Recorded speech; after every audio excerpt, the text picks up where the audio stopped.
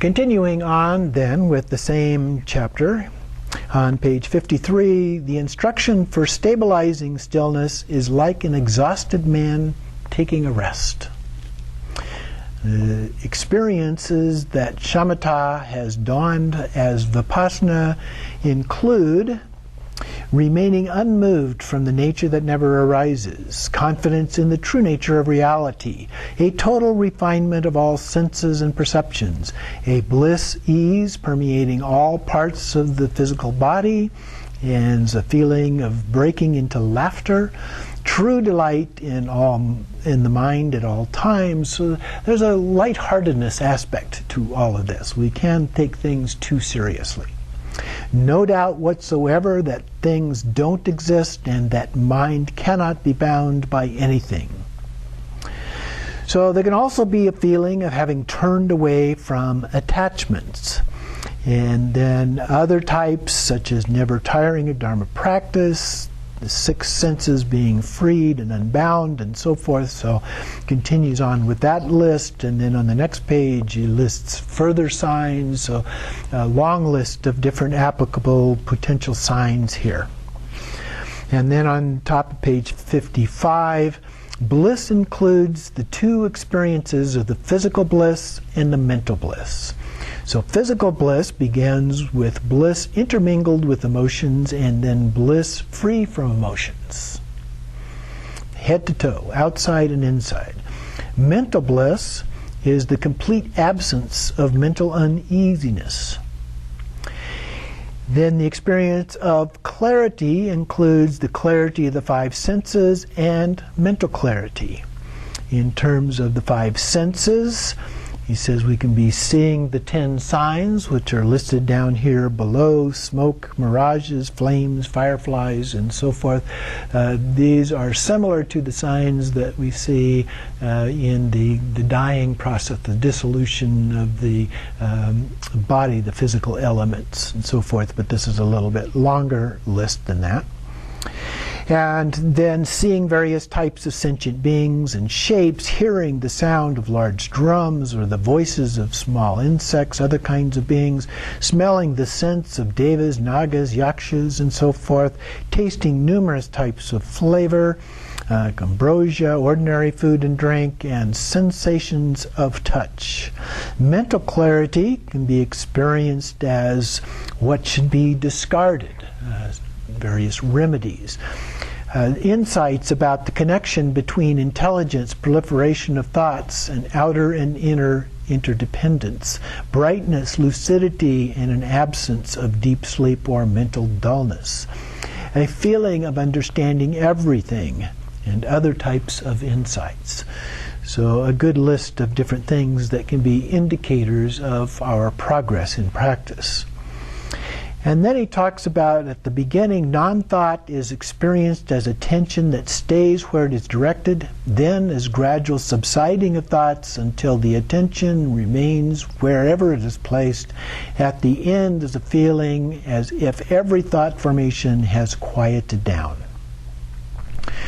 So there are bliss, clarity, and non-thought associated with this. Related to bliss, we have experience as the insight that pleasure is insubstantial and the absence of hankering after it. Then clarity is experienced as the understanding of cause and effect. Absence of the scattered and agitated states. Then non-thought is experienced as the attainment of unwavering stability.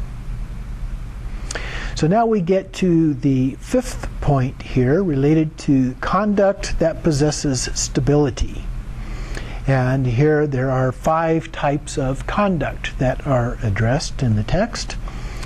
And so the first one of those is to remain settled during everyday practices. So here gives a list of other things: walking, moving about, lying down, sitting, and so forth. Those are kind of the standard ones that are often referred to. But it's all of the things that we do, all activities, and being able to remain in a settled state, a calm state, that inner peace, if you will, as we go about doing our other kinds of activities. Just as the sky remains unaffected by clouds, or a mirror remains unchanged by the reflections. At times we may become distracted, and so then we have to refresh ourselves and remain undisturbed by that state of mind. Every thought will go totally quiet or naturally dissolve. So we don't get upset about it, we don't try to do anything about it, but we just let it go. Just like the thoughts that you were having 5 minutes ago are no longer there now. The second of these types of conduct then is to engage in the secret conduct in order to bring forth enchantment. And this means to bring along an authentic consort and places frequented by fierce gods and demons, charnel grounds, solitary trees and the like, or other kinds of things. So the sexual yoga practices are a part of this, whether they are visualized or whether they are with the actual consort. And then third one is to keep the conduct of awareness discipline, which might mean stripping naked and smearing on fresh ashes from the charnel ground, putting on charnel ground clothing and bone ornaments sounding the Dharmaru while dancing around, or running through the charnel ground, the city, other places, to examine whether or not the previous state of samadhi is at all unstable. Check to see whether or not being seen by others can or cannot affect it. Act impulsively, and in these ways maintain your experience. Just a word of caution here. You don't want to get arrested for doing these kinds of things. So keep that in mind and be a little bit more disciplined perhaps in how you apply these. But the basic idea is that you're exaggerating your behavior in ways to see if you can still remain at that settled, calm state in spite of these, and in spite of the way people are reacting to your somewhat unnatural behavior. So the fourth one then is, once you have gained stability in that type of conduct, then maintain the group conduct in huge crowds and markets and other kinds of places of other people. So here we go about engaging in areas where we're around others, and can we still maintain that state? So we're kind of exposing our limitations, if you will, and being able to cut through those. So everything, he says, will be a help. And finally, the fifth of these forms of conduct, embark on the conduct of total victory, which means to conquer sleep by training in lucid wakefulness, and this would be like clear light, and to conquer food, transforming it into ambrosia, conquer the inner winds by transmuting them through the wind of awakening, and so forth. So it's beyond partiality towards either samsara or nirvana. You remain untouched even when you commit one of the 5 harmful actions. If everything is experienced as the play of Dharmakaya, then you have reached the end of the types of conduct. So a wide variety in these 5 stages of conduct, but we get to the point where we remain in Dharmakaya regardless of what is going on. That is where we have achieved that stability. This is the true basis of insight, or the stage of stability in stillness. From clinging and attachment, it is the final interruption of karma, emotion, and thought. So these were the Sambhogakaya instructions to stabilize the stillness of the naturally present samadhi, the advice to refresh the exhausted, to dissolve the thought activity of believing in and clinging to a solid reality, and clarify original wakefulness by being unmoved and undistracted from it. Now we move on to the Dharmakaya. Next are the instructions for perfecting the stability like a traveler returning to his own home, which means that the fruition is to be stable in the above realization. So Dharmakaya appears, and it has 5 aspects of perfection. The perfect place is the vast womb of Samattabhadri, the all-encompassed expanse of Dharmadhatu. The perfect teacher is the self-existing Samattabhadra, the Dharmakaya of great bliss. The perfect retinue is the original wakefulness of self-knowing. The perfect teaching is a vast and all-pervasive compassion that transcends conceptual factors. And the perfect time is the moment that lies beyond every type of conceptual attribute. So these are the perfect fruition for the benefit of oneself.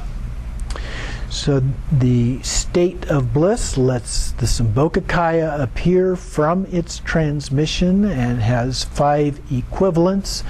The equivalent place of Akanishta, the equivalent teacher is the transcendent Virachana, or other Haruka in Sambhogakaya form, the equivalent of knowledge holders and bodhisattvas who reside on the different levels, the equivalent teaching, the greater teachings of the greater vehicles, and the equivalent time is the original eon of time of excellence, or the time beyond time in some cases. So this allows the Nirmanakayas to appear. And so they have these 5 diversities, the diverse places of the countless world systems, the diverse teachers of whoever needs to be influenced.